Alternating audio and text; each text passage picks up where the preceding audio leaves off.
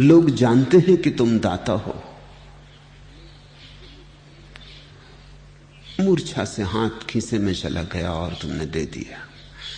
न तो देखी उस आदमी की पीड़ा, न देखा उस आदमी के मांगने का प्रयोजन। जैसे शराब में न मस्त कोई जाता हो बेहोश और दान दे दिया हो, सुबह याद भी ना रही तो पुण्य नहीं हुआ।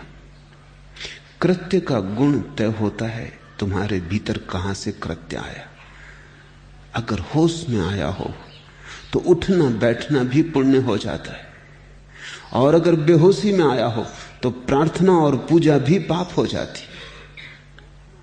मूल उद्गम असली सवाल है, कहां से आ रहा है कृत्य।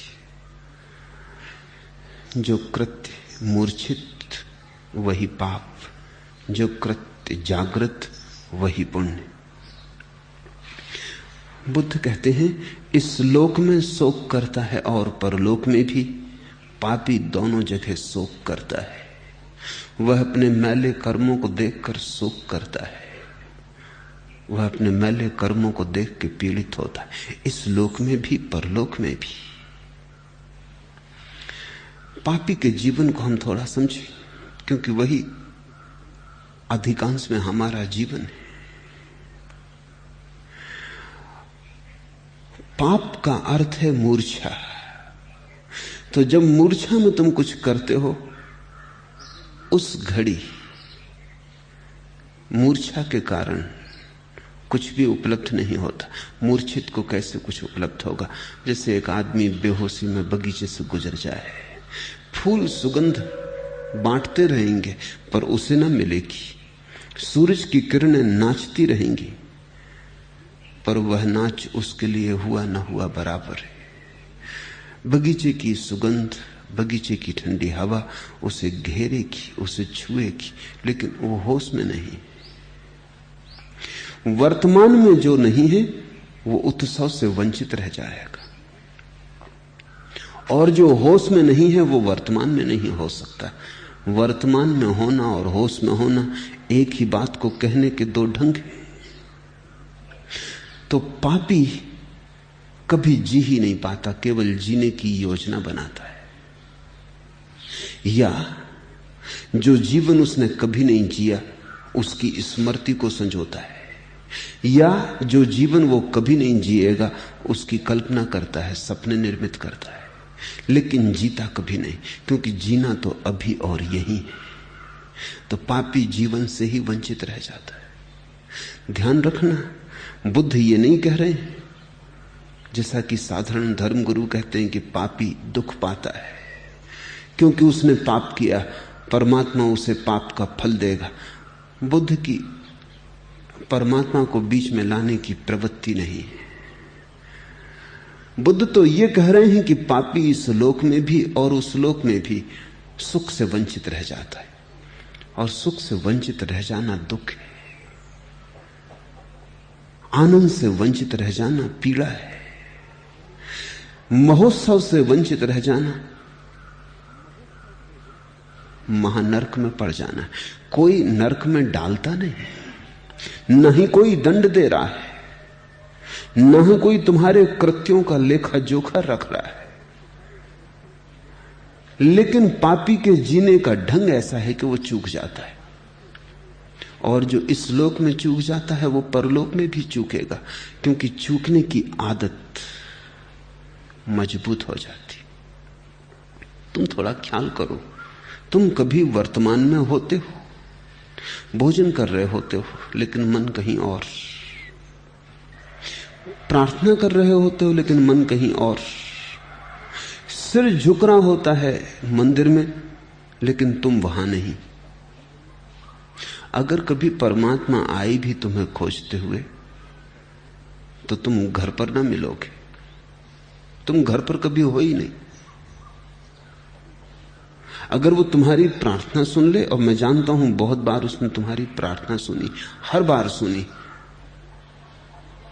लेकिन जब भी वो आता है तुम्हें घर नहीं पाता, तुम कहीं और हो। तुम्हें खुद ही पता नहीं कि तुम कहां हो, तुम्हारा कोई पता ठिकाना नहीं, तुम्हें खोजे भी तो कहां खोजे।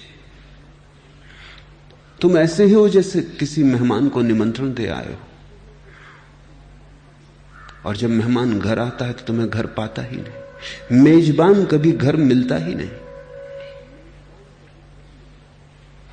जीवन को तुम खोजते हो, जीवन तुम्हें खोज रहा है। इस बात को थोड़ा ठीक से समझ लो। तुम जीवन को खोज रहे हो, जीवन तुम्हें खोज रहा है, और तुम जीवन को खोजने में ही गंवा रहे हो। खोजने की जरूरत नहीं, जीवन मिला ही हुआ है। उसने सब तरफ से तुम्हें घेरा है, वही सब तरफ से बरस रहा है। रोए रोए में, श्वास श्वास में जीवन की ही पुलक है, जीवन का ही नृत्य है। कहां तुम खोजने जा रहे हो?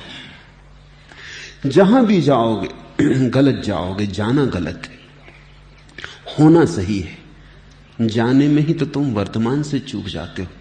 तुम कहते हो कल कल सुख पाएंगे, न तो बीते कल मिला,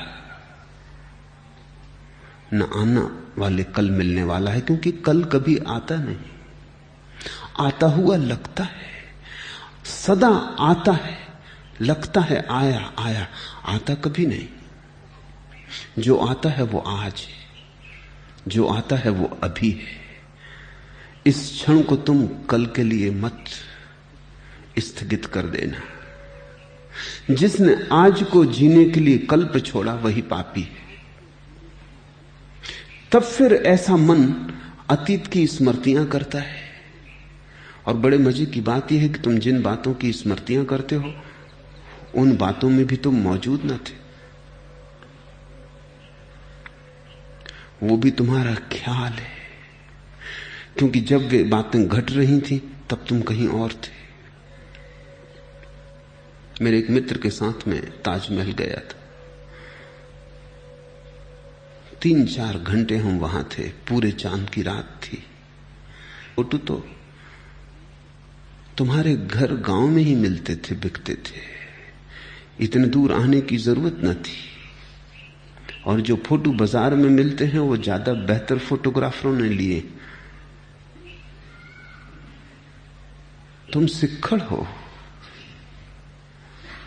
तुम्हारे फोटोग्राफ का मतलब भी क्या? पर वो बोले कि नहीं, घर चल के शांति से देखेंगे। ताजमहल सामने,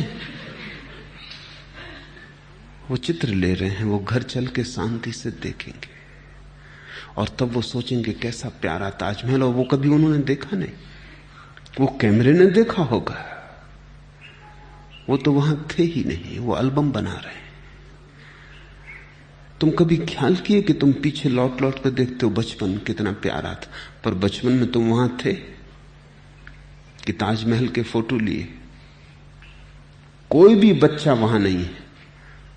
वो जवानी के सपने देख रहा है, वो बड़े होने की कामना कर रहा है, वो जल्दी जल्दी बड़ा हो जाना चाहता है, क्योंकि उसे लगता है बड़े बड़ा आनंद लूट रहे हैं, बड़ों के पास शक्ति है, सामर्थ्य है, मेरे पास कुछ भी नहीं। वो जल्दी में है, वो जल्दी बड़ा होना चाह रहा है। छोटे बच्चे खड़े हो जाते हैं कुर्सियों पर, अपने बाप से कहते हैं हम तुमसे बड़े हैं। वो बड़े होने की कामना उनमें गहरी हो गई। छोटे बच्चे सिगरेट पीने लगते हैं सिर्फ इसलिए कि सिगरेट बड़े का प्रतीक है, बड़े पी रहे हैं उसको। मैं एक गांव में ठहरा हुआ था, सुबह सुबह घूमने गया था, चक गई। छोटे होने में पीड़ा है, सभी बड़े होना चाहते। यही बच्चा कल बड़ा होकर बचपन की बातें करेगा कि बचपन स्वर्ग था। उस स्वर्ग के केवल चित्र लिए, वो स्वर्ग कभी जिया नहीं। बूढ़े हो जाओगे तब तुम जवानी के चित्रों का एल्बम देखोगे।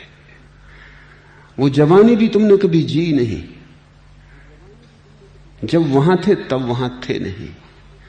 यही रोग पाप है। तुमसे बहुत और व्याख्याएं लोगों ने कही हैं पाप की, शायद किसी ने तुमसे ये व्याख्या ना कही हो। लोगों ने कहा है बुरा करना पाप है। मैं नहीं कहता, क्योंकि मैं मानता हूं बुरा करना तुम्हारे गलत होने से पैदा होता है, इसलिए वो गौण है। गलत होना पाप है, गलत करना नहीं। और जो ठीक हो गया उसके जीवन से पाप विदा हो जाते। इसलिए असली सवाल ठीक करने का नहीं है, असली सवाल ठीक होने का है। इस भेद को ध्यान में रख लेना, क्योंकि ये भेद बुनियादी है। अगर तुम गलत को ठीक करने में लग गए तो तुम जन्मों जन्मों तक गलत को ठीक करते रहोगे। गलत ठीक ना होगा, क्योंकि तुम गलत हो, वहां से और गलतियां पैदा होती रहेंगी।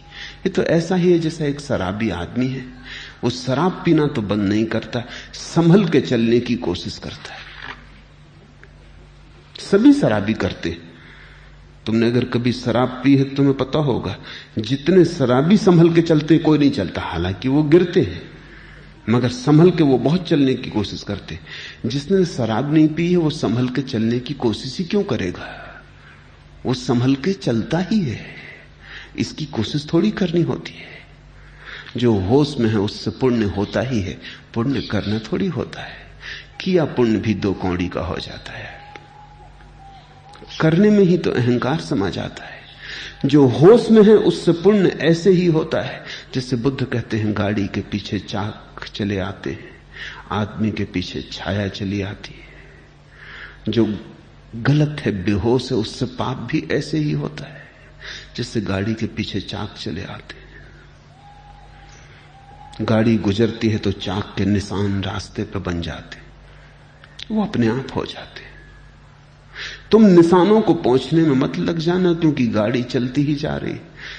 तुम निशान पहुंचते जाओगे, गाड़ी नए रास्ते पर नए निशान बनाती चली जाएगी। तुम छाया से मत लड़ने लगना, क्योंकि जब तक तुम ही नहीं खो गए हो, छाया कैसे खो जाएगी? जब तुम ही खो जाओगे तभी छाया खो जाएगी। बड़ी पुरानी कथाएं हैं जिनमें यह कहा है कि ज्ञान को उपलब्ध व्यक्ति की छाया नहीं बनती। उसका यह मतलब नहीं कि वो धूप में चलता है तो उसकी छाया नहीं बनती। उसका मतलब यही है कि ज्ञान को उपलब्ध व्यक्ति का कोई कृत्य नहीं रह जाता, सिर्फ अस्तित्व रह जाता है। वो होता है और उसका होना इतना महिमावान हो जाता है कि उसकी कोई रेखा नहीं छूटती। पुण्य की रेखा भी नहीं छूटती, क्योंकि जिसकी भी रेखा छूट जाए वही पाप हो गया। कृत्य बनता ही नहीं, कर्म होता ही नहीं। इसी को कृष्ण ने गीता में कहा है कि जब तुम फलाकांक्षा छोड़ दोगे तो तुम्हारा कर्म अकर्म हो जाता है, जैसे हुआ ही